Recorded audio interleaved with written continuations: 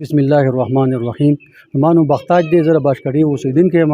یو څو ورځې مخکې زمانه زه د سوړی د اډې نه لاړم پېښور ته مې بوکي نوړه نو په پبو ټیشن کې رانه ګاډی واغس غلو بېهوشه یې کړم په خوراک کې رانه نشه راکړې وه. ستاسو د مخې د یو څو ورځې مخکې مونږ تاسو ته د دې خبرې پته لګېدلي او زه ټیکسي ډرایور یم غریب یم نو جرګې او د مالکانانو په ما باندې دا اوس 8 لک روپۍ ایښي دي. زه به 8 لک روپۍ د کم ځای نه راوړم. زه خو د رزق کاریان یم.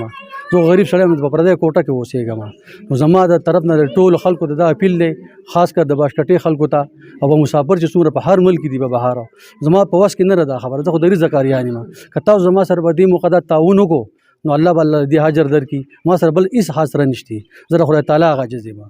دا پچا چا باندې دا تاوان یې دا جی موږ په دې کې 3 کسان یو مال چې چا ګاډی راکړل یو اډې والا دی نو په موږ باندې دا 8 لک روپۍ ایښي دي. نو هغوی خو سمیشتې یا به یې به نه زه خو ما هلته تاسو ته هم معلوم دی دا ټوله دنیا ما پېژنم چې زه څومره وخت نه دا ګاډی چلوم. که چېرې زما سره دومره پیسې وې نو ما به پردي ګاډي بیا ولې چلولو.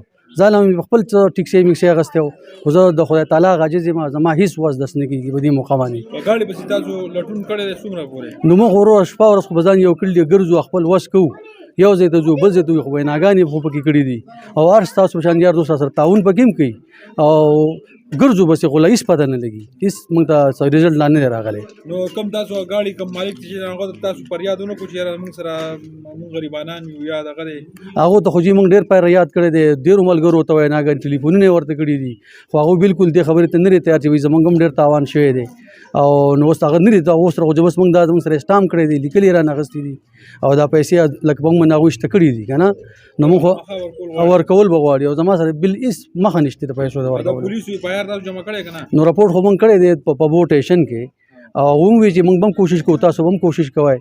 د هغو له طرفه زموږ سره دا خبره ده. عوام ته څه چې کوم مالداره خلک دی بار ملکونه چې مسافر دی هغو ته څه زه هغو ته دا خواست کوم چې زما سره به دې کې امداد وکړي که زکات په شکل کې که د امداد په شکل کې که تعاون په شکل کې.